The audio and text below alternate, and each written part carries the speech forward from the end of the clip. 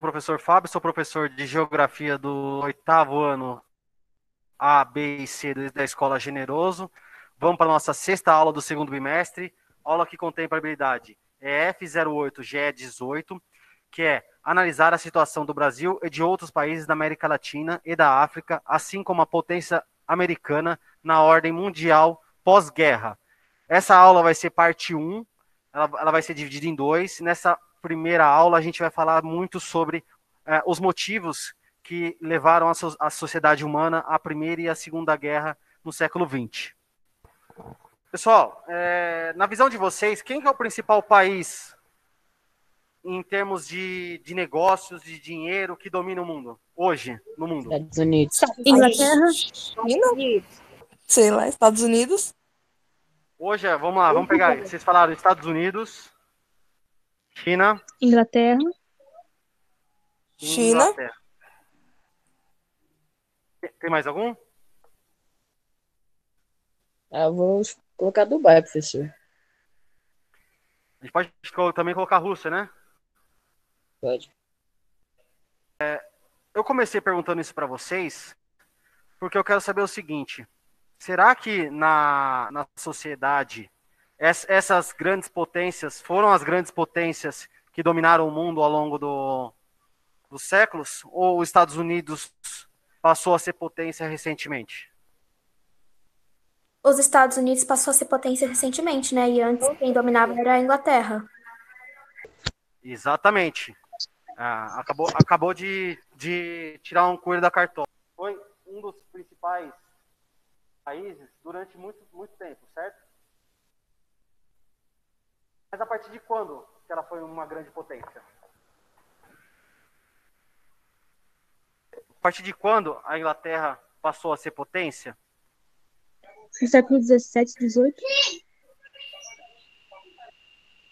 A partir de quando ela começou a produzir tecidos e coisas que Ainda um movimentaram pouquinho o antes. mercado. Ainda um pouquinho antes. A Inglaterra ela passa a ser potência a partir do século XVI. Por quê? Em Porque até 1903. então, se a gente estudar um pouquinho sobre a história do Brasil, os dois principais países do mundo, ou pelo menos os dois que fizeram um acordo tão importante como o Tratado de Tordesilhas, foram outros países. Esses outros dois países era potência no mundo naquele momento porque detinham o poder da navegação, poder de fazer barcos e poder fazer grandes viagens. São eles Espanha e A Alemanha? outro país? Alemanha. Não, gente. Inglaterra. Portugal, Espanha e Portugal. Foram eles que fizeram o Tratado de Tordesilhas, não foram? Foram. Quando a Espanha e Portugal delimitam o Tratado de Tordesilhas, esses dois países fizeram um acordo em que o principal beneficiado foi quem? Foi a Espanha ou foi Portugal? Portugal? Portugal? Não, muito pelo contrário. O principal beneficiado com o Tratado de Tordesilhas foi a Espanha. A Espanha, sim, foi muito beneficiada. Foi muito beneficiada por quê? Porque ficou com a maior quantidade de terra. Quando eles fizeram o acordo de o acordo de Tordesilhas, Portugal fez um acordo às cegas, sem saber exatamente o que ele estava assinando. Porque eles delimitaram uma certa quantidade de léguas a oeste e falaram, a partir dali é da Espanha. E antes é de Portugal. Esse tratado fez com que a Espanha ficasse com quase toda a América.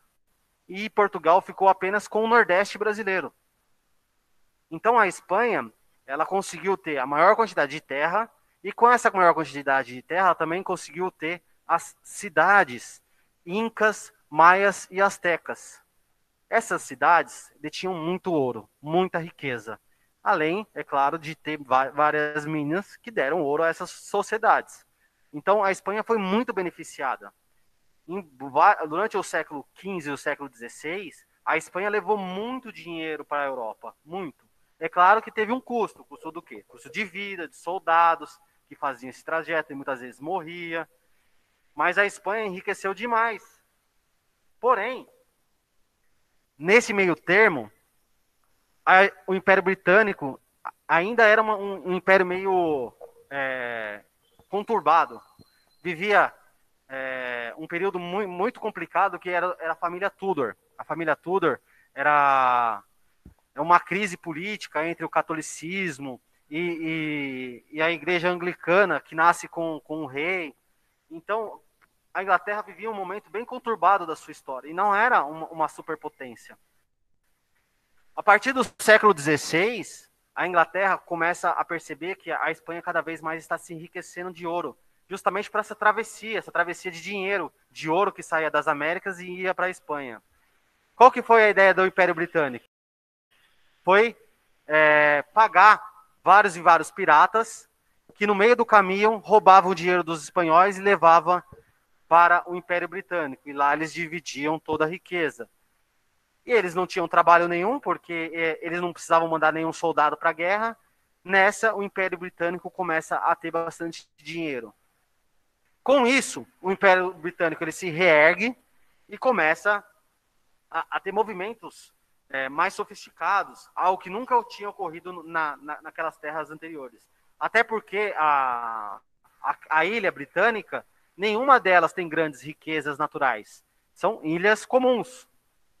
Mas acontece algo super importante na Inglaterra no século XVII, que é a chamada Revolução Industrial, que vai utilizar muito daquele dinheiro roubado para criar as primeiras indústrias. Aquele dinheiro que foi roubado pelo Estado depois foi usado para se ter as primeiras grandes indústrias britânicas.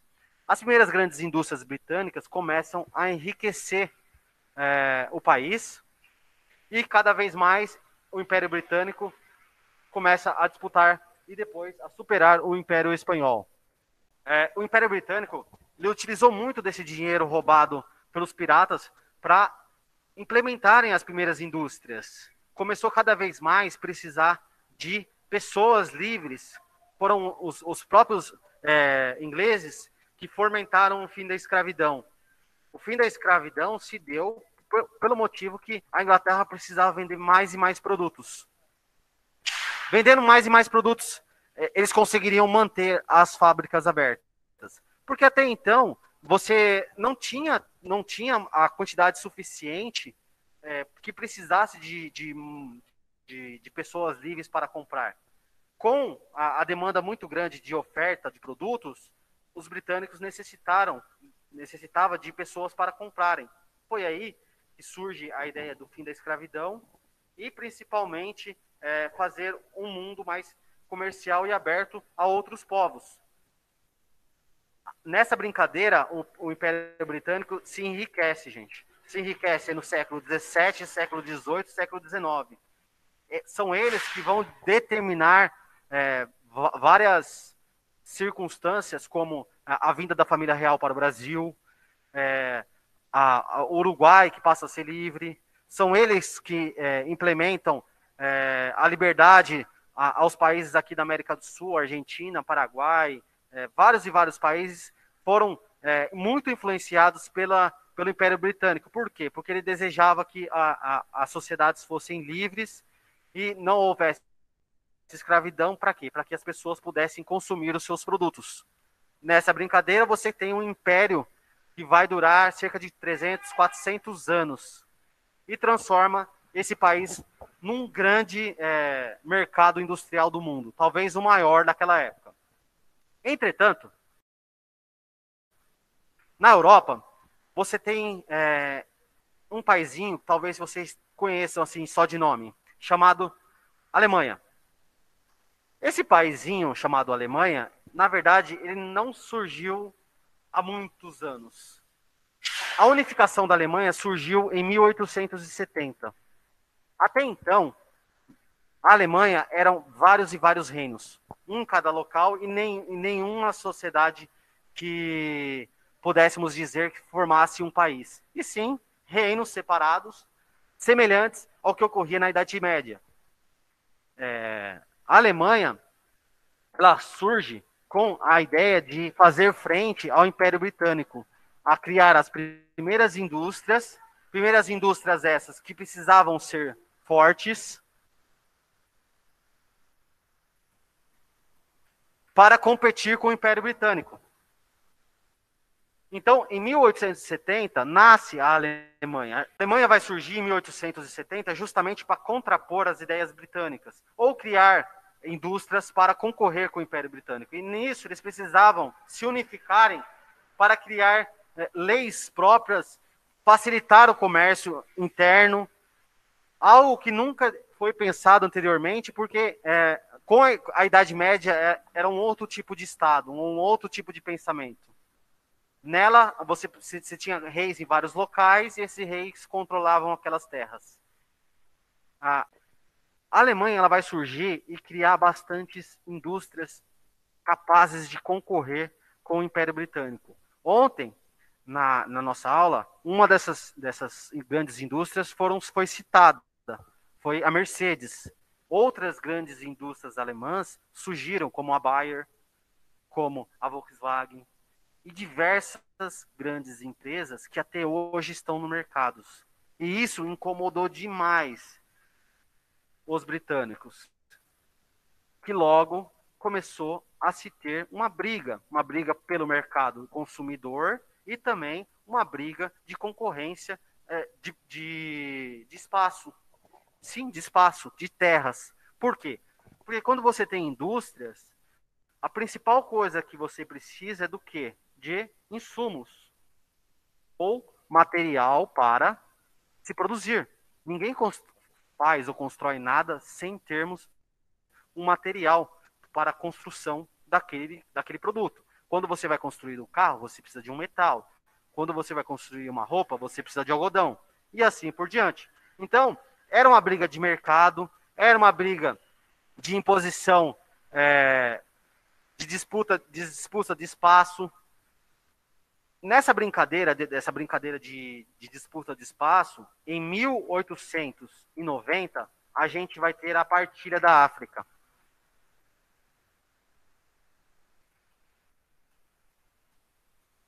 A partilha da África foi justamente um acordo entre vários países que detinham muito dinheiro na época para que aquelas terras da África fossem divididas entre eles, sujeitando toda a sociedade africana às suas ideias, às suas imposições. O que os europeus fizeram? Eles se uniram todos juntos e invadiram a África num poderio armamentício que os africanos nunca viram na vida. Porque durante a colonização, diferentemente dessa partilha da África, os africanos conseguiram lidar com os europeus. Os europeus não tinham força suficiente para invadir a África. Tanto que uma coisa que pouco se fala é que quem escravizava os africanos na África eram os próprios africanos e não os europeus. Então, durante a colonização, o período da colonização aqui nas Américas, quem ia lá e escravizava os negros, escravizava a partir da costa.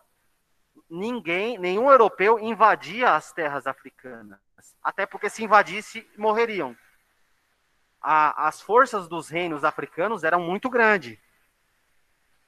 Porém, em 1890, com esse acordo entre os principais países do mundo, a gente pode citar Espanha, Portugal, Inglaterra, Alemanha, Japão, Rússia, eles vão dividir essas terras africanas entre eles. Então, em 1890, com a partilha da África, você consegue atender a demanda de insumos desses dois países, do Império Britânico e do Império Alemão, que são os dois principais produtores naquele momento. Porém, você tem um grande problema aí. Esses países começam a desenvolver cada vez mais armas. Começam a se armar. Armar para quê? Para a guerra contra os africanos. Entretanto, não há muita resistência dos africanos contra as armas europeias. E logo os europeus começam a não precisar mais enviar tantas armas à África para a guerra. E eles começam a deter todas as cidades e dividir entre eles. E eles têm as terras Porém, tem com elas várias e várias armas que ficam estocadas dentro do seu país. Cria-se aí, cada vez mais, um tipo de tensão. Um tipo de tensão pelo mercado. A ideia de concorrência. Será que o Império Britânico vai continuar sendo a superpotência ou será que a Alemanha vai superar o Império Britânico na questão de indústria? A tecnologia da Alemanha começa a chamar muita atenção. A tecnologia de carros, dos primeiros eletroportáteis, do telefone, de coisas revolucionárias que nascem em alemão, começam a incomodar bastante o Império Britânico. Começa a nascer nesse período um grande problema de ego. Ao mesmo tempo, um medo do Império Britânico de perder a sua hegemonia mundial. Como os países da Europa já estavam armados para a guerra na África, faltava apenas gatilhos. Gatilhos esses que viria mais à frente. Mas antes, gente, antes da gente continuar falando sobre a guerra entre alemães e ingleses, uma guerra psicológica ou de mercado, para ser o grande país no mundo naquele momento, a gente tem que voltar um pouco no tempo. A gente precisa falar sobre um grande acontecimento que ocorreu em 1789.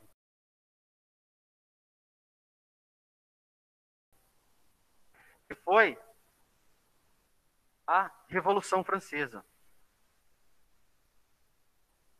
A francesa ocorreu entre 1789 até 1799 e marcou o fim do absolutismo. Na verdade, não marcou exatamente o fim do absolutismo, marcou o fim do absolutismo na França. O que acontece, pessoal? Durante vários e vários séculos, desde o Império Romano, a sociedade sempre esteve nas mãos de reis. Estes reis tinham um poder absoluto. Ok? Esse poder absoluto só era dado a eles graças a seu sangue. Ou seja, ele não tinha nenhum mérito para aquilo. Era a partir da linhagem real. E suas convicções nunca foram, até então, contestadas. A Revolução Francesa marca justamente a primeira vez que a sociedade lutou contra esse absolutismo, esse poder do rei, sem que ninguém pudesse contrapor a ele. E isso ocorreu na França porque a sociedade não aguentava mais passar fome. A França viveu anos de seca, anos em que a produção agrícola não sustentava a sua população. E nessa brincadeira, a rainha fez uma brincadeira muito séria que levou a sociedade à revolta total. Ela disse da seguinte coisa: se não tem pão, que o povo coma brioche. Por quê? Porque a sociedade naquele momento não tinha nada para comer, não tinha pão, não tinha nada. E ela simplesmente se desdenhou do povo, falando: eles que comam qualquer coisa se não tiver pão, que se virem. Nessa brincadeira você tem a primeira vez que a sociedade se rebela contra o rei. E nisso os reis perdem a cabeça. Nasce aí a primeira república, a República da França, que tem um lema muito importante que vocês vão lembrar para o resto da vida e vão sempre usar. Chama-se igualdade, fraternidade e liberdade. Liberdade, fraternidade e igualdade. Ou seja, a liberdade de você ir e vir, fazer o que você acha que tem que fazer. A igualdade, que todas as pessoas são iguais. E fraternidade, o respeito ao próximo. O entender o seu próximo. Liberté, fraternité, igualité.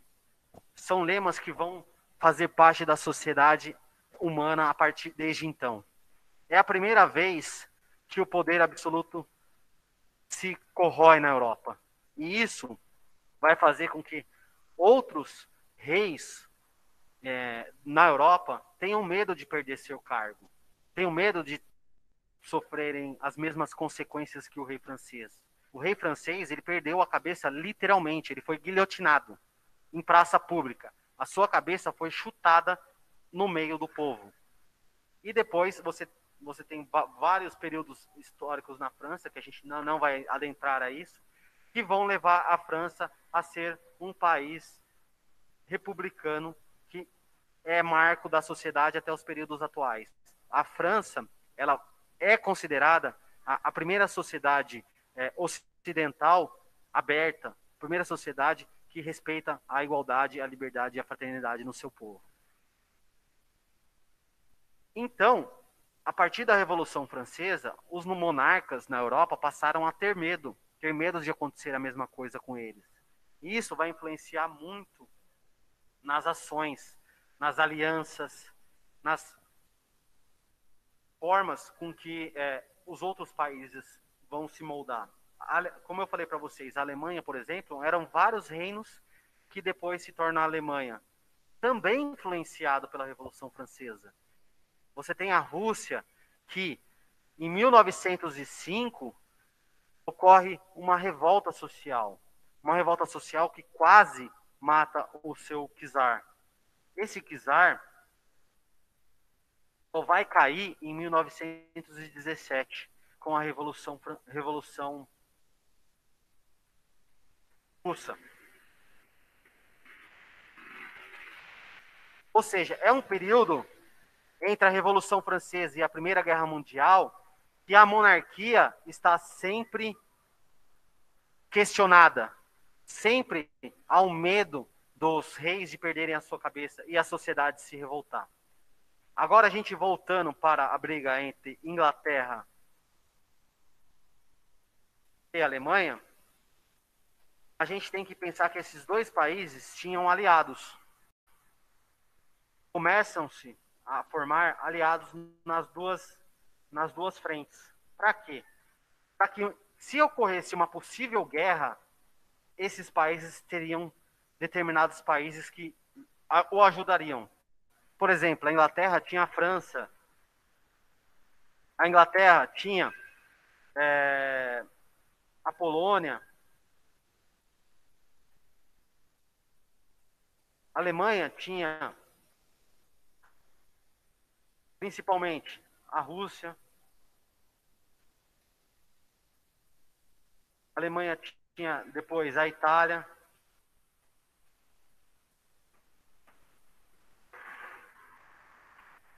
Deixa eu lembrar de mais alguns aqui. Alemanha, Itália, Rússia. E a principal, que vai dar justamente o gatilho para a Primeira Guerra Mundial, que é Austro-Húngara. Como, professor? Naquele momento, Austro-Húngara. É a Hungria e a Áustria que a gente conhece hoje, que naquele momento se chamava Austro-Húngaro. Esses países se uniram por quê? Porque se caso tivesse uma guerra entre os países, eles teriam aliados. Foram feitas alianças inicialmente a fim de comércios, de facilitar o comércio, mas também em questão de uma possível guerra. Essas alianças fizeram com que a tensão na Europa aumentasse.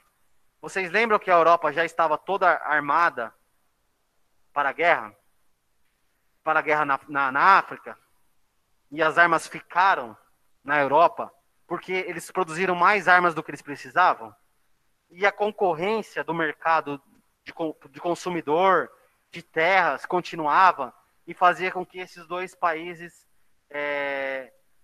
continuassem a brigar, principalmente na questão ideológica, nos seus movimentos sociais.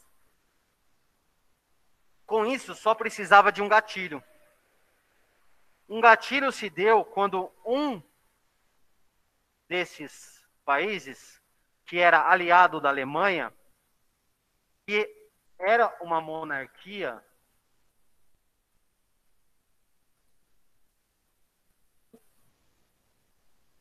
tinha como representante um rei, e que esse rei tinha apenas um herdeiro, um herdeiro de fato, foi atacado em uma excursão para... Então, um desses países que tinha apenas um herdeiro da monarquia, que chamava Franz Ferdinand,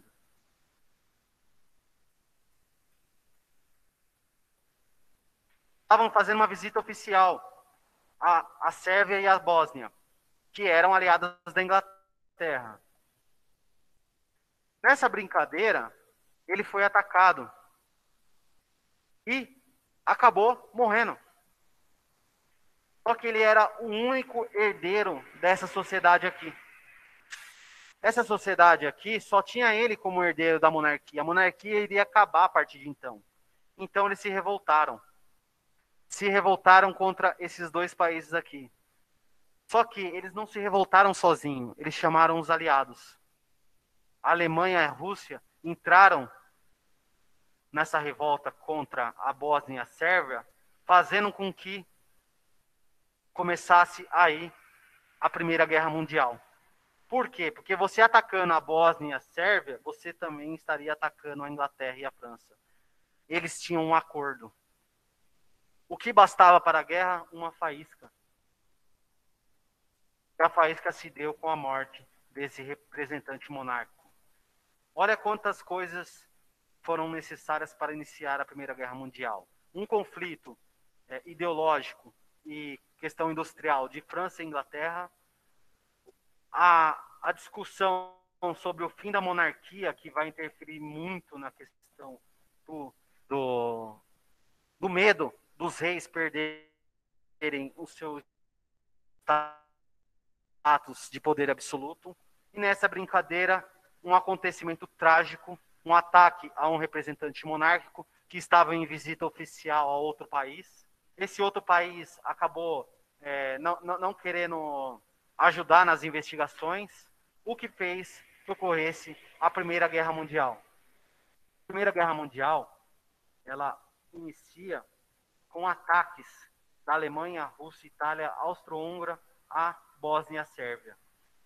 Porém, Inglaterra e França passam a ajudarem os seus aliados. A guerra era para ter sido muito rápida.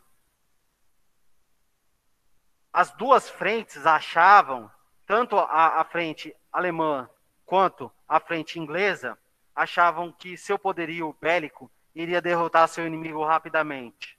Ambos estavam errados. Logo, as duas forças começaram a se igualar.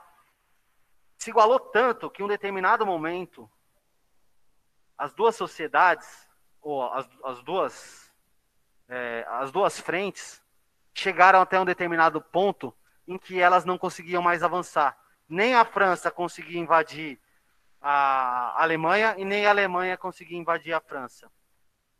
Porém, então, a Primeira Guerra Mundial, ela vai ser conhecida como a Guerra de Trincheiras. Trincheiras essas que eram feitas no campo e ambos os lados ficavam um do lado do outro. Nenhum ia para frente e nenhum ia para trás. Por 4 anos, gente. 4 anos de guerra em que nenhuma das frentes avançou. Porém, como a Alemanha estava encurralada no seu canto e não conseguia nem ir para um lado e nem para o outro, mas também ela não era derrotada, ela simplesmente se cansou da guerra. O seu povo se cansou dessa guerra que matava muita gente e não levava nada. O que era para ter sido uma guerra muito rápida, acabou não sendo. Logo, os alemães quiseram uma trégua. Uma trégua que muitos falam que ela foi feita através da imposição da sociedade alemã. Outros falam pelo cansaço e pela consequência de muitas mortes, ou ainda porque eles perceberam que nenhum dos lados iriam vencer. Iriam continuar morrendo milhares de pessoas e a batalha sempre ficar igual, porque as duas frentes tinham indústrias poderosíssimas que fortaleciam a guerra. Então sempre haveria mais armas, sempre haveriam mais soldados, sempre haveriam mais mortes e nenhum dos lados iriam ganhar. Consequência disso, a população alemã cansada dessa guerra que durou entre 1914 até 1918, quis e obrigou os representantes, ou o rei alemão, a fazer um acordo com os franceses e os ingleses. Mas esse acordo teve um custo muito alto. Um custo de duas cidades super importantes para os alemães. Os alemães, ao partirem dele a iniciativa de quererem uma trégua, foram obrigados a aceitarem um acordo muito prejudicial. Mesmo não tendo perdido a guerra de fato, eles pagaram o preço da guerra. Nessa trégua, os alemães, eles perderam duas cidades chamadas Sáucia e Lorena. Essas duas cidades eram as principais cidades de minério. Ou seja, a principal riqueza natural da Alemanha foi dada de graça para a França. Além disso, além deles perderem as duas principais cidades de minério, que davam riqueza e era muito usado pelos alemães nas suas fábricas, eles ainda tiveram que pagar uma grande soma da guerra, como se eles tivessem perdido a guerra. Mas eles não perderam a guerra, eles apenas quiseram uma trégua. E isso vai fazer com que a Alemanha, que era uma cidade extremamente promissora na questão industrial, passe a ter muita dificuldade. Muita dificuldade para pagar as suas contas, para conseguir minério para as suas fábricas, e seu povo começa cada vez mais a ficar insatisfeitos. E um desses insatisfeitos é conhecido como Adolf Hitler. Esse cidadão que era, na Primeira Guerra Mundial, um soldado, esse soldado que não aceita imposições daquele acordo que ele julgava ser incoerente com o resultado da guerra, e eles culpam principalmente os judeus pelo resultado da guerra. Adolf Hitler, ele se elege vice-presidente da Alemanha em 1933. É um monarca que faz ele se tornar vice-presidente. Mas esse monarca trágico morre. E ele assume como presidente. Esse presidente era chamado de Führer, tá? Führer. Ele, quando ele assume em 1933, a primeira coisa que ele faz é acabar com os outros partidos. Para quê? Acabando com os outros partidos, ele não teria nenhum tipo de concorrência ou não tinha nenhum tipo de imposição. Ele acabou com os partidos, principalmente de esquerda, principalmente os partidos de esquerda, para se tornar um líder incontestável.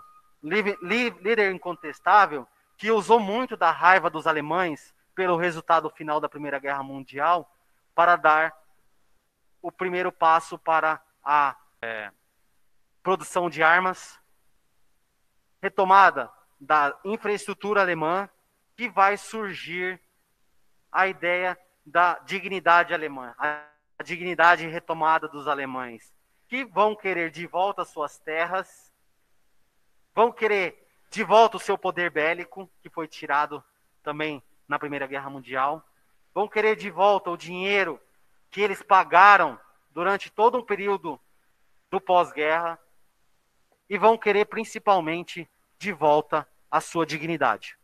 Adolf Hitler usou tudo isso para criar a Segunda Guerra Mundial. E ele começou iniciando com o ataque à Polônia. O ataque à Polônia que foi vista pelos russos como algo bom para eles. E que depois eles começaram a se divergir, fazendo com que Hitler, em um determinado momento, ataque também a Rússia. Hitler, ele consegue no começo da guerra, vencer rapidamente os franceses, vence rapidamente os poloneses e começa a dominar toda a Europa. Esse domínio europeu não era suficiente para Hitler. Ele também fez acordo com os italianos, fez acordo com os japoneses, tudo no ideal de fazer um império super imponente, tal como os romanos. Porém, para isso eles precisavam derrotar os russos. E nessa brincadeira, ele já tinha vencido os franceses e já estava atacando em grande escala os ingleses. Os ingleses atacados já estavam acuados. Então, deu-se a ideia de atacar a Rússia também. Atacando a Rússia, ele teve o mesmo problema que Napoleão. Napoleão, quando tentou atacar a Rússia. O problema climático. Muitas das forças alemãs morreram tentando vencer os russos em terras russas devido ao clima. Perderam um pouco do seu poder.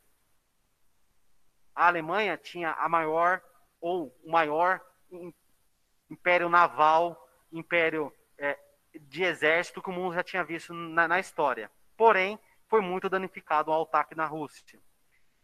Junto a isso, você tem um ataque do Japão aos Estados Unidos. Os Estados Unidos, que não queria participar da Segunda Guerra Mundial, entra na guerra e ajuda a reerguer a Inglaterra. Então, a Alemanha ela só vai perder a guerra quando ocorre a junção de Estados Unidos, Inglaterra e Rússia, que atacam em duas frentes diferentes, assim como ocorreu na Primeira Guerra Mundial. Pois bem, a Alemanha vai perder a guerra, justamente pelo poder de construção industrial dos americanos e ajuda dos ingleses. Os russos também vão ter grande parcela nessa vitória devido a seus ataques a oeste. Logo, os dois países vão criar dois mundos diferentes.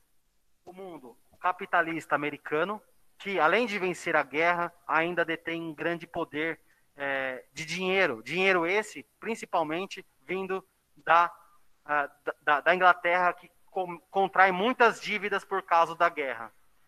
Os ingleses deviam muito dinheiro aos americanos. E os americanos reconstroem a Europa. E fazem nisso muito mais dinheiro. É o nascimento do Império Americano que a gente conhece hoje. Ao passo que, a oeste, em uma outra ideologia, nasce a ideologia socialista, que surge a partir dos ideais de igualdade, do comunismo, a ideia de todo mundo ser igual e ter direitos iguais. Cria-se um mundo bipolar, um mundo dividido entre Estados Unidos capitalista e a Rússia socialista.